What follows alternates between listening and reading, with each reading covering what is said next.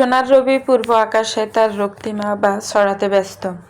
চারিপাশ পাখিদের কলকাকলিতে মুখরিত। প্রকৃতির চোখে আর তন্দ্রার লেশ মাত্র নেই। ব্যস্ত শহরের মানুষেরাও নেমে পড়েছে যার যার প্রতিদিনের নিত্যকর্মে। নবনীর চোখের পাতা দুটো আলতো করে খুলে গেল। একটু নড়েছে উঠতে সে টের পেল গলার কাছে কার যেন তপ্ত নিঃশ্বাস আশ্রয় হচ্ছে। চোখ মেলে উৎসের সন্ধান করতে ঘুমন্ত দিব্যর মুখটা নজরে এলো। শক্ত বাহুডোরা নবনীকে জড়িয়ে ধরে আছে। গত কয়েকদিনে এই জড়িয়ে থাকাটা দিব্যর একটা অভ্যাসে পরিণত হয়েছে, যদিও বরাবরই সে নবনীর আগে ঘুম থেকে জেগে ওঠে। আজ ব্যতিক্রম দেখে নবনী খানিকটা অদ্ভুত চোখে তাকালো। বুকের ভেতরটা কেমন যেন আনচান করে উঠল। আলতো হাতে দিব্যর কপালে লেপ্টে থাকা চুলগুলো সরিয়ে দিল। অতঃপর বিছানা ছেড়ে ওঠার উপক্রম করতেই আচমকা আসলে একটা টান পড়ল। নবনী বিস্ময়ে পেছনে ঘুরে তাকাতে দেখল ছোট্ট দিয়ার একটি হাত ও শাড়ির আঁচলটা শক্ত করে আঁকড়ে ধরে আছে। দৃশ্যটা দেখে নবনীর ঠোঁটের কোণে এক সিলতে স্নিগ্ধ হাসি প্রসারিত হলো। ঝুঁকে গিয়ে ঘুমন্ত দিয়ার নরম গালে একটা চুমু খেলো। গতকালের জার্নির দখল শরীরটা এখনো ভার করে আছে। চারপাশটা তখনও বোরের মায়ায় জড়ানো। আয়নার সামনে দাঁড়িয়ে নিজের ভেজা চুলগুলো শুকাতে ব্যস্ত নবনী। ঠিক তখনই দুব্বর ঘুম ভাঙল। বিছানায় উঠে বসে সে ঘুম জড়ানো চোখে তাকালো আয়নার দিকে। কালো আর সাদার এক অপূর্ব সংমিশ্রণের একটা সুতি শাড়ি জড়িয়েছে নবনী। শাড়িটা তাকে এতটাই স্নিগ্ধ আর মোহনীয় লাগছে যে মনে হচ্ছে শাড়িটা যেন কেবল ওর জন্যই বোনা হয়েছিল। আয়নার প্রতিফলনে নবনী খেয়াল করলো দিব্য জেগে উঠেছে, কিন্তু লজ্জায় ও নিজে থেকে কিছু বলতে পারল না। দিব্যর মাথায় তখন কি যেন একটা খেলা করে গেল। সে বিছানা ছেড়ে আলমারির দিকে এগোতে এগোতে বলল, গুড মর্নিং দিয়ার মাম্মা। আসমকে এমন সম্বোধনে নবনীর সামান্য চমকে উঠল। গালে লাজুক আবার মেখে খুবই নিচু গলায় জবাব দিল, গুড মর্নিং। দিব্যকে এখন বেশ স্বাভাবিকই লাগছে। নবনী নিজেকে সামলে নিয়ে আবার নিজের কাজে মনোনিবেশ করলো, কিন্তু সেই স্বস্তিটুকু দীর্ঘস্থায়ী হলো না। দিব্য ধীর পায়ে নবনীর একদম কাছাকাছি এগিয়ে এলো। যখন সে নবনীর ঠিক পেছনে এসে দাঁড়ালো তখন ওর টনক নড়ল। হাতের হেয়ার ড্রায়ারটা অলক্ষেই থমকে গেল। আচমকা দিব্যর বলিষ্ঠ হাত দুটো শাড়ির পাতলা আবরণ ভেদ করে নবনের উদর স্পর্শ করতে সে তীব্রভাবে কেঁপে উঠল। আচমকি সেই ছোঁয়ায় হাত থেকে হেয়ার ড্রায়ারটা প্রায় ছিটকে পড়ে গেল মেঝেতে। কানের লতিতে দিব্যর উষ্ণ নিঃশ্বাস আশ্রয় পড়ার সাথে সাথে বেশি হলো এক নিচু কণ্ঠস্বর, চোখ খোলো নবনী, আয়নার দিকে তাকাও, ভয় পাওয়ার কিছু নেই। আপাতত আমি রোমান্স করার মুডে নেই। নবনী শুকনো ডোক গিলল। ওর কান দুটো যেন লজ্জায় যাজা করে উঠল।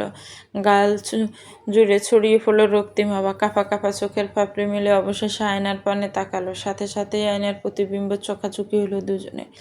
দিব্যর পুরুষালী গম্ভীর চোখ জোড়ায় তখন এক চিলতে দুষ্টুমির হাসি। সেই তীব্র দৃষ্টি যেন নবনীর ভেতরটা বেদ করে যাচ্ছে। লজ্জায় থিতু হতে না পেরে নবনী চোখ সরিয়ে নিচের দিকে তাকালো। দিব্যর মেলে রাখা আঁচলটা টেনে তুলে কাঁধে বসিয়ে দিল।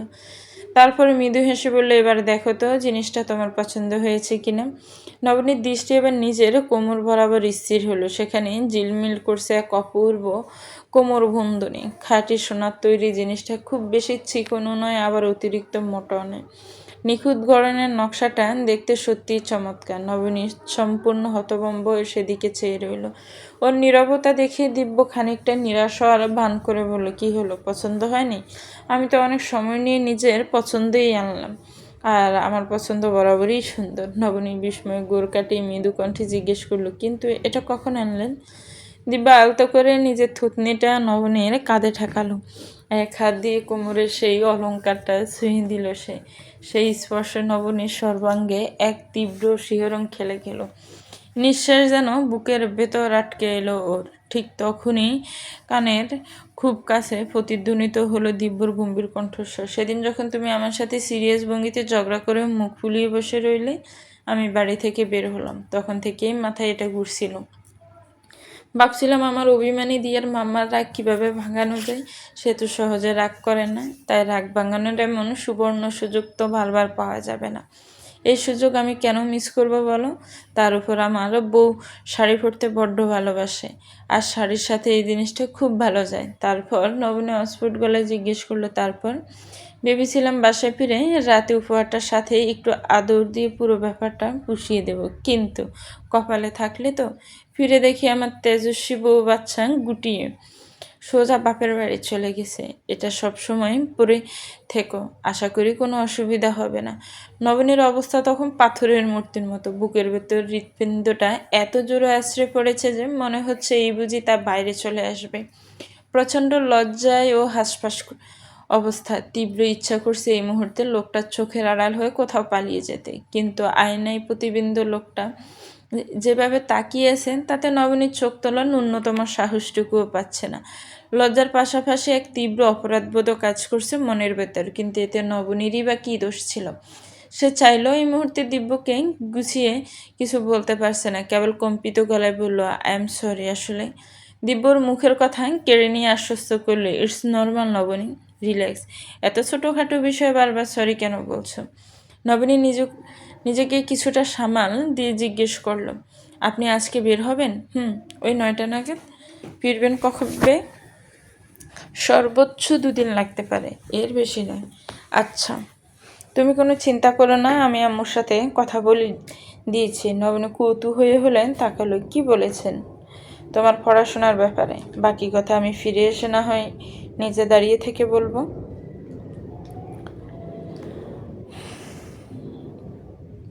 নবনীর মনের সংশয় কাটল না। সে নিচু স্বরে শুধালো, উনি কি মেনে নিয়েছেন? এই পর্যায়ে দিব্য কিছুটা বিব্রত বোধ করল। সে অলেখাকে সত্যিটাই বলেছে, কিন্তু তিনি আদৌ মনে প্রাণে মেনে নিয়েছেন কিনা তা বোঝা যায়নি। পুরোটা সময় তিনি অদ্ভুত এক নির্লিপ্ততায় নিয়ে চুপচাপ ছিলেন। এরপর অবশ্য দিব্যর আর বিস্তারিত জিজ্ঞেস করার ফুসরত মেলেনি, তাই নিজের ভেতরের অস্বস্তিটুকু আড়াল করতে প্রসঙ্গ পাল্টে বলল, এই প্রথমবার দিয়েকে ছেড়ে আমি কোথাও যাচ্ছি। গত 3 বছরে ওকে ছেড়ে একটা রাতও আমি কোথাও কাটাইনি। এর জন্য কাজে অনেক সময় অনেক অসুবিধাও পোহাতে হয়েছে জানো। তবে এবার আমি নিশ্চিত যে ও ওর মাম্মার কাছে আছে, কিন্তু আমি যে কয়দিন থাকবো না ততদিন দিয়ে কি স্কুলে পাঠানোর দরকার নেই। তোমরা দুজনেই বাড়িতে থেকো, ঠিক আছে? আশা করি আমি ফিরে আসার পর সব ঝামেলা মিটে যাবে, নয়তো টেনশনে থাকবো আমি। নবনী মৃদু মাথা নাড়ল, তারপর হুট করে এক অজানা আশঙ্কায় দিব্যর হাতটা ছুঁয়ে বলল, শুনুন, একটু তাড়াতাড়ি চলে আসবেন। দিব্যর ঠোঁটের কোণে এক সিলতে মন কাড়া হাসি ফুটে উঠল। নবনীর চোখের দিকে সে গভীর গলায় বলল, তুমি যদি এভাবে আবদার করে বলো তবে তো আমি আর যেতেই পারবো না। নবনীর ঠোঁটের কোণ গলে এক সিলতে হাসি বেরিয়ে এলো। দিব্য মুগ্ধ চোখে তাকিয়ে থেকে বলল, তোমার হাসিটা খুব সুন্দর, তাহলে এত কম হাসো কেন? কেন, আপনার হাসি বুঝি সুন্দর নয়? দিব্য মৃদু মাথা নেড়ে বোঝালো, আসলেই সুন্দর নয়। নবনী মুখ বাঁকালো, সব ফালতু কথা, সিরিয়াসলি বলছি। আচ্ছা, তোমার কি ভালো লাগে? নবনী বুঝতে না পেরে শুধালো, কি আমাকে? তোমার কি আমাকে সত্যি ভালো লাগে না? এবার যেন চরম বিপাকে পড়লো নবনী। এই প্রশ্নের উত্তর কি এভাবে সামনাসামনি দাঁড়িয়ে দেওয়া সম্ভব? কথায় বলে, মেয়েদের বুক ফাটলেও মুখ ফোটে না। আর এই লোকটাকে এইভাবে ইশারায় বোঝানোর পরেও সে কিনা এভাবে সরাসরি জানতে চাইছে। নবনী মরে গেলেও বোধহয় এই স্বীকারোক্তি মুখে আনতে পারবে না, অন্তত এখন তো কখনোই নয়। নবনীকে চুপ থাকতে দেখে দিব্য এবার তাড়া দিল, জলদি করো, ফাস্ট, হাতে একদম সময় কম। ইস, দেখছেন তো কত দেরি হয়ে যাচ্ছে।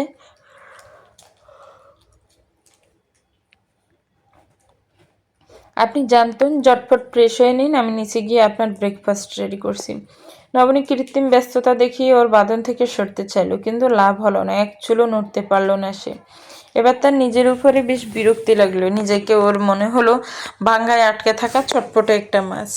সে কিনা ছটফট করছে পানি পেতে যেতে চাইছে, কিন্তু পারছে না। দিব্যর ভেতরে ভেতরে ভীষণ হাঁচি পাচ্ছিল, তবুও বাইরের গাম্ভীর্যটুকু ধরে রেখে বলল, হ্যাঁ, তারপর বলো, প্রসঙ্গ ঘোরাচ্ছ কেন? নবনী মরিয়া হয়ে এদিক ওদিক তাকিয়ে হুট করে বলে উঠল, দিয়া, তুমি উঠে গেছো মাম্মা?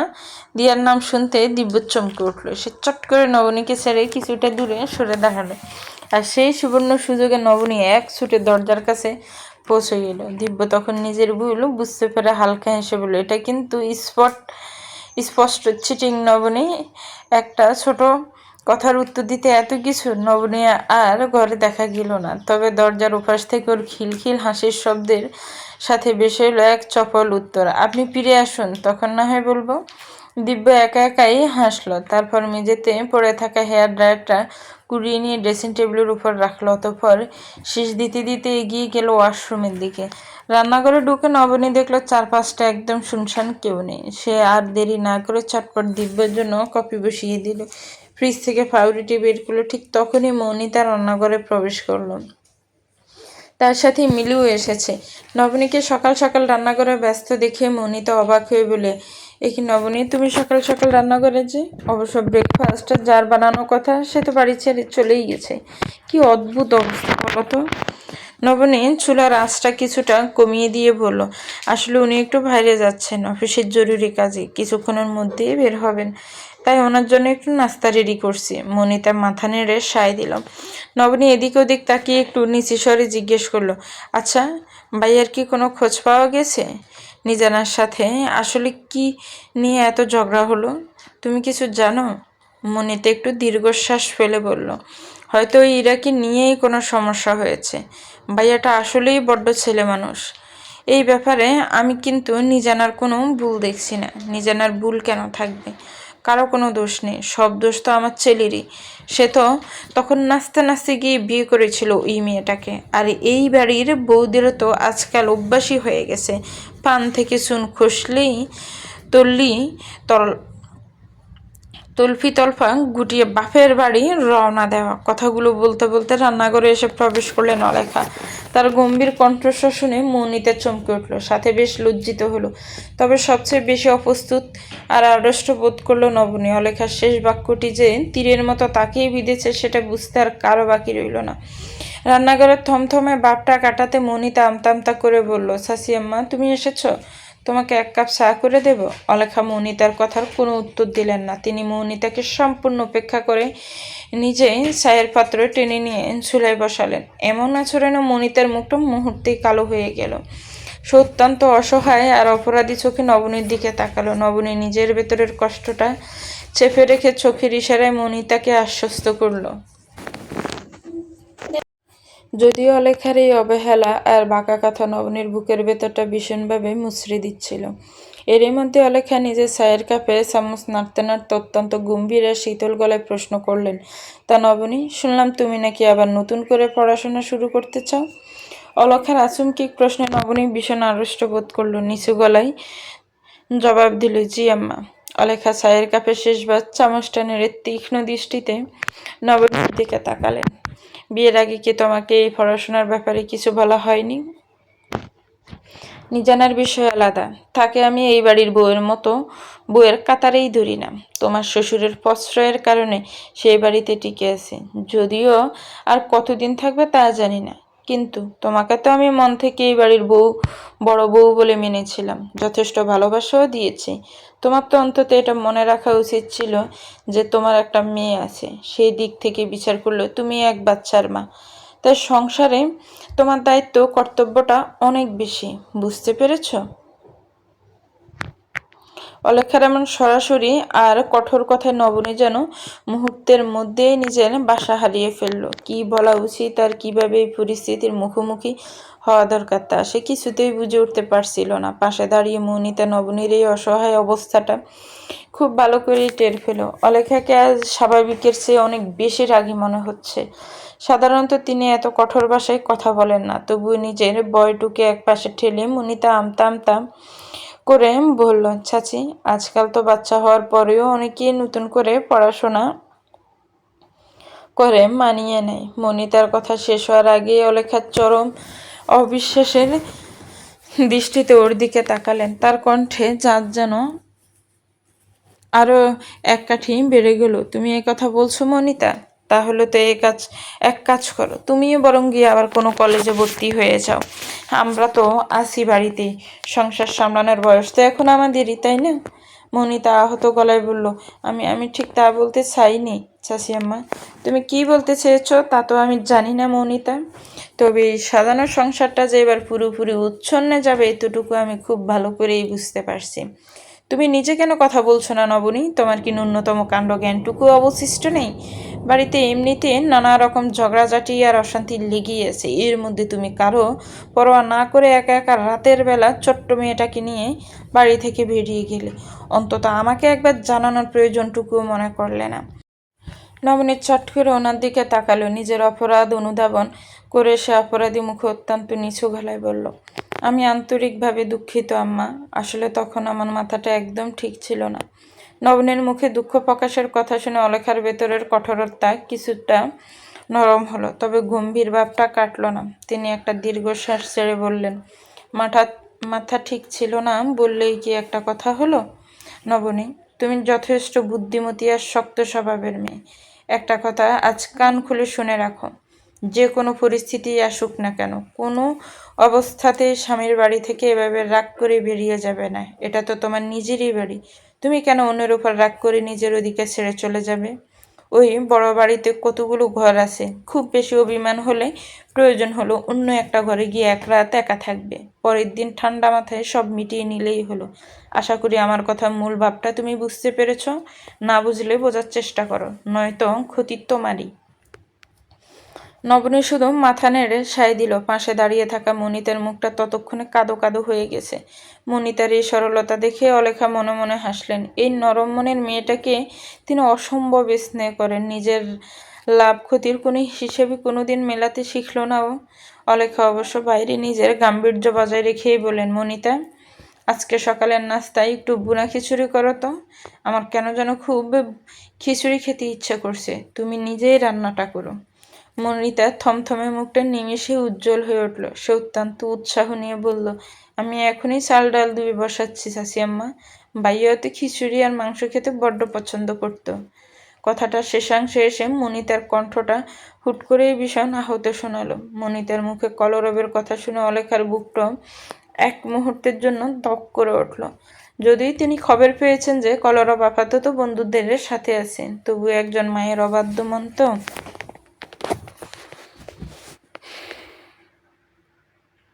সবসময় একটা অজানা চিন্তা আর আশঙ্কা যেন তাড়া করে ফেরে তাকে।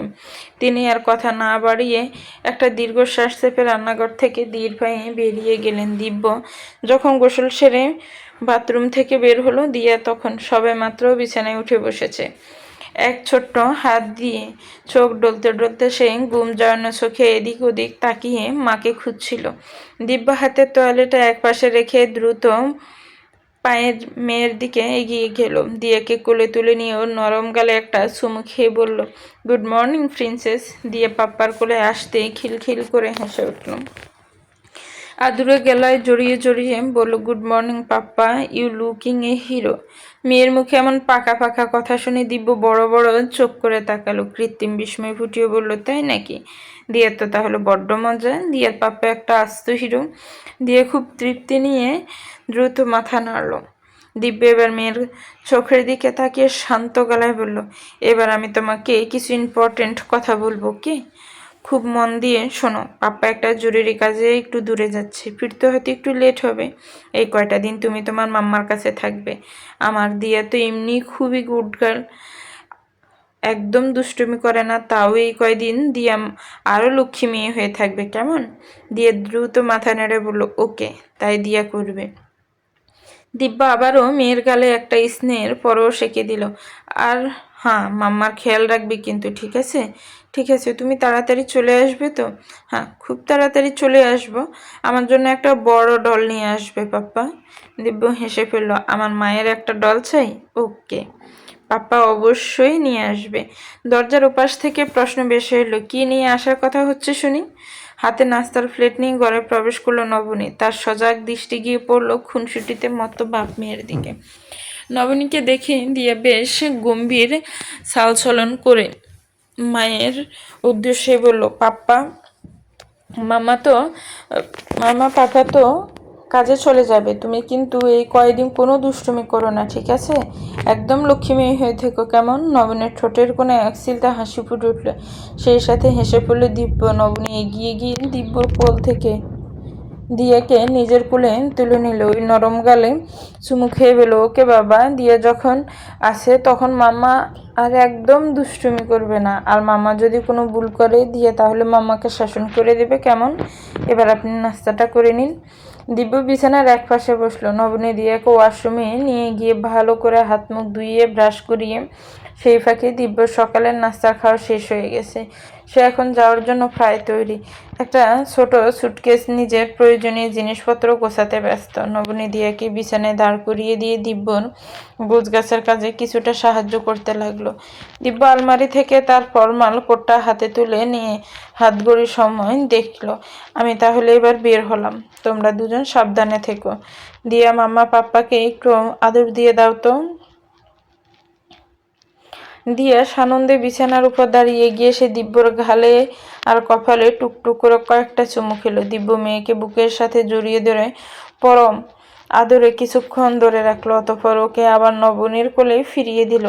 এবার দিব্য কিছুটা ঝুঁকে এসে নবনীর ললাটে তার উষ্ণ ঠোঁট দুটো ছোঁয়ালো। এক অজানা আবেশে নবনী চোখের পাতা দুটো বুজে এলো। বুকের ভেতরটায় কেমন যেন একটা উলটপালট করা তোলফাড় শুরু হয়ে গেছে ওর। দিব্য কি তবে নবনীর ভেতরে সে অস্থিরতাটুকু টের পেয়ে গেল? হয়তো পেল। আর তাই তো এই আলতো স্পর্শে এক নীরব সান্ত্বনা দিয়ে গেল সে। দিব্য খানিকটা সরে আসতেই নবনী বুজে থাকা চোখ মিলে তাকালো, খুব নিচু কণ্ঠে বলল, খুব খুব সাবধানে যাবেন। দিব্যর ঠোঁটের কোণে স্নিগ্ধ হাসিটা ফুটে উঠল। আল্লাহ হাফিজ মিসেস তালুকদার, বাই মাম্মা। দিয়া হাসি মুখে হাত নেড়ে পাপ্পাকে বিদায় জানালো। দিব্য সুটকেসটা হাতে নিয়ে ধীর পায়ে ঘর থেকে বেরিয়ে গেল। নবনী দরজার দিকে তাকিয়ে রইল। একসময় অশ্রুর এক পাতলা আবরণে চারপাশটা ঝাপসা হয়ে এলো ওর, আর সেই ঝাপসা দৃষ্টি সীমানার ওপারে মিলিয়ে গেল দিব্যর অবয়ব। এরা সুখের লাগি সাহেব প্রেম, প্রেম মেলে না, শুধু সুখ চলে যায়, এমনি মায়ার ছলনা। এরা ভুলে যায় কারে ছেড়ে কারে চায়, তাই কেঁদে কাটে নিশি এই দ্রোহে প্রাণ, তাই মান অভিমান, তাই এত হায় হায়। নৈপথ্যে বাঁচতে থাকা রবীন্দ্রসঙ্গীতের প্রতিটি তালের সাথে মিলিয়ে এক অপূর্ব ছন্দময় আবেশে শরীর দুলিয়ে নেচে চলেছে এক রমণী। পরনে তার সাদা স্কার্ট আর কালো টি শার্ট, দুপায়ে বাঁধা ঘুঙুরগুলো প্রতিটি পদক্ষেপে ঝনঝন শব্দে নুপুরে নিত্যন তুলছে। পিঠময় ছড়িয়ে থাকা খোলা চুলগুলো নাচের গতিতে অবাধ্য ঢেউয়ের মতো উছড়ে চারিপাশে অতি নিপুণ আর দক্ষ কায়দায় সে শরীরই মুদ্রিয় তুলছে। কুহু দরজায় গোড়ায় এসে দাঁড়িয়েছিল বেশ কিছুক্ষণ আগে। সে যেন এক জাদুমন্ত্রে দীক্ষিত হয়ে পাথরের মূর্তির মতো স্তব্ধ হয়ে রইল। নিজানার এই রূপে নিখুঁত নৃত্যশিল্পী তার চোখ বাঁধিয়ে দিল। ভেতর থেকে একটা দীর্ঘশ্বাস চেপে সে অত্যন্ত কম্পিত গলায় ডাকল, নিজানা। সেনা কণ্ঠে রাকুল ডাকে। নিজানা নাচের ছন্দে আচমকিক চেক পড়ল। সে নিজের গুর্নর থামিয়ে দরজার দিকে মুখ ঘুরিয়ে তাকালো। ক্লান্ত মুখের অভাবে এক মুহূর্ত চমৎকার স্নিগ্ধ একটা হাসি ফুটিয়ে তুলল সে। বেশ সহজ গলায় বলল, কুহু এসেছিস তুই? আমি কতক্ষণ তোর জন্যই অপেক্ষা করেছিলাম। ভেতরে? কুহু ধীর পায়ে ঘরের ভেতরে এসে এগিয়ে এলো। মাঝারি আকারের ঘরটা একদম ফাঁকা, আসবাবের কোনো বাহুল্য নেই। এটা মূলত নিজানার একান্ত নিজস্ব নাচের ঘর, যেখানে সে নিজের মতো সাথে কথা বলে অনেক ছোটবেলায় প্রাতিষ্ঠানিক নৃত্য শিখিয়েছিল। আর যেন সেই পুরনো অভ্যাসটাই তার একমাত্র আশ্রয় হয়ে উঠেছে। ঘরের এক কোণে রাখা একটা সোফার সামনে একটা ছোট টেবিল। নিজানা টেবিল থেকে পানির বোতলটা তুলে নিয়ে তৃষ্ণার্ত গলায় খানিকটা পানি খেলো, অতঃপর বোতলটা নামিয়ে রেখে সোফায় দফ করে বসে পড়ল। প্রবল শারীরিক পরিশ্রমে তার বুকটা তখনও ওঠানামা করছে, চোখে মুখে ক্লান্তির স্পষ্ট ছাপ। কুহুর দিকে তাকিয়ে সে ক্লান্ত হেসেই বলল, আয় না, ওভাবে কাঠ হয়ে দাঁড়িয়ে আছিস কেন? বস এখানে। কুহি আর দ্বিধা না করে ওর পাশে গিয়ে বসলো। উৎকণ্ঠিত গলায় বলল, তোর ফোন, ল্যাপটপ যা যা আনতে বলেছিলি সব নিয়ে এসেছি। কিন্তু নিজানা, তুই কি আর সত্যি ওই বাড়িতে ফিরে যাবি না? নিজানা উত্তর দিতে এক মুহূর্ত সময় নিল না। ঠোঁটের কোণে হাসিটা ঝুলিয়ে রেখে অত্যন্ত ধীর গলায় বলল, আমি আর কোনো দিন ওই বাড়িতে ফিরব না। যেখানে ফিরিয়ে নেওয়ার ন্যূনতম তাগিদ বা ব্যাকুলতাটুকু নেই, সেখানে জোর করে অধিকার পলাতে যাব কেন বলতে পারিস? তোর ভাই আমাকে বড্ড সস্তা ভেবে ফেলেছে। যে মানুষটা আমার বুকে মাথা রেখে কান্না করে শান্ত হতো, পরক্ষণেই সে আমার সেই বুকে সবচেয়ে ধারালো ছুরিটা বসিয়ে দিল। কুহুকে থমথম মুখে অপরাধীর মতো চেয়ে থাকতে দেখে আবার একটু হাসল নিজানা। সেই হাসিতে কোনো আনন্দ ছিল না, কৌতুকের সুরে বলল, কিরে, নিজের আপন ভাইয়ের নামে এত সব বাজে বাজে কথা বলছি বলে খারাপ লাগছে তোর? কুহু মাথা নিচু করে অত্যন্ত ভারী গলায় বলল, আব্বু কাল রাতে ভাইয়াকে বাড়ি থেকে বের করে দিয়েছেন, সাবধানিয়ে দিয়েছেন যতক্ষণ না তুই ওই বাড়িতে পা রাখবি ততক্ষণ ভাইয়াও বাড়িতে ফিরতে পারবে না। নিজানা চমকালো না, তবে সামান্য একটু অবাক হলো বটে। পরক্ষণেই নিজের মুখের ভাব সম্পূর্ণ স্বাভাবিক রেখে নির্লিপ্ত গলায় বলল, তাহলে তোর আব্বুকে বলিস ছেলেকে যেন আজীবন ওই বাড়ির বাইরেই রেখে দেয়। নিজানা প্লিজ এমন করিস না। ভাইয়া কাল রাতেও বলছিল পুরো ব্যাপারটা নাকি একটা মস্ত বড় ভুল বুঝাবুঝি। তার কোনো ভুল নেই। তোর ভাই ঘরে নিজের বিবাহিত বউকে বসিয়ে রেখে প্রাক্তন প্রেমিকের সাথে গোপনে দেখা করে বেড়ায়। এটাও ভুল বুঝাবুঝি? এটা শুধু ভুল, অন্যায় নয়। কথাটা বলতে গিয়ে নিজানার এতক্ষণে শক্ত করে ধরে রাখা ভাবটা যেন কোথাও একটা আলগা হয়ে গেল। এই প্রথম ওর কণ্ঠস্বরটা যন্ত্রণায় সামান্য কেঁপে উঠল। চোখের কোণটা এক মুহূর্তের জন্য উত্তপ্ত হয়ে উঠল। নিজেকে সামলে নিয়ে বলল, তোর ভাই বরাবরই এমন দায়িত্ব জ্ঞানহীন। তবুও আমি নিজের সবটুকু দিয়ে চেষ্টা করেছিলাম ওর সাথে মানিয়ে নিতে। বল, করিনি? অতীতে আমি কেমন ছিলাম, আর বিয়ের পর ওর জন্য কি হয়ে গেছে? নিজের দিকে ফিরে তাকানোর সময়টুকু পর্যন্ত আমার ছিল না। যে মেয়ে রং বেরঙের নানান ডিজাইনে নখ রাঙাতে ভালোবাসত, সে শুধু এই সংসারটা টিকিয়ে রাখবে বলে নিজের হাতের সমস্ত নেলপলিশ অবধি তুলে ফেলেছিল। আমি রান্না করেছি, পড়াশোনা বাদ দিয়ে ইউটিউবে একের পর এক রান্নার টিউটোরিয়াল দেখে গেছি, আর তার বিনিময়ে এতদিনে কলরব শুধু ভুলই করে গেছে। প্রতিনিয়ত আমাকে অপমান করে গেছে। আমি নিজের বাবা মায়ের উপর অভিমান করে ওর করা সব অন্যায় মুখ বুজে সয়ে গেছি, এই অবধি তাও মানা যায়। কিন্তু ও এখনও অন্য এক নারীকে মনে মনে পুষে রাখে, হয়তো আমার অগোচরে তাকে স্পর্শ করে। আমাদের এই পবিত্র সম্পর্কের কোনো মূল্যই ওর কাছে নেই। কুহু এবার আক্ষরিত অর্থে পাথরের মূর্তির মতো স্তব্ধ হয়ে গেল। নিজানা ভেতরে এত জ্বর জাপটা অত্যন্ত স্বাভাবিকভাবে শান্ত গলায় বলে গেল, ওর চোখ দিয়ে এক ফোঁটা পানিও গড়িয়ে পড়ল না। আসলে কাঁদতে কাঁদতে চোখের জল বুঝি সব হলে অনেক আগেই শুকিয়ে গেছে। আর কতই বা কাঁদবে এই মানুষটা। কুহুর বুকটা ভেঙে চুরমার হয়ে গেল বোধ হয়। সে আর নিজানাকে ধরে রাখতে পারল না। নিজানার কাঁধে মাথা রেখে ফুপিয়ে কেঁদে উঠল। চলবে তো ভিউয়ার্স, গল্পটার এই পর্ব কেমন লেগেছে একটু কমেন্টস করে জানাবেন। গল্পটা ভালো লাগলে একটি লাইক করবেন। আসলে আমি একটু খুব অসুস্থ ছিলাম, এই জন্য 3-4 দিন ধরে গল্প দিতে পারিনি। গল্পটা ভালো লাগলে গল্পটাকে শেয়ার দিবেন। আমার চ্যানেলের সাথেই থাকবেন। ভালো থাকবেন, সুস্থ থাকবেন। আল্লাহ হাফেজ, আসসালামু আলাইকুম।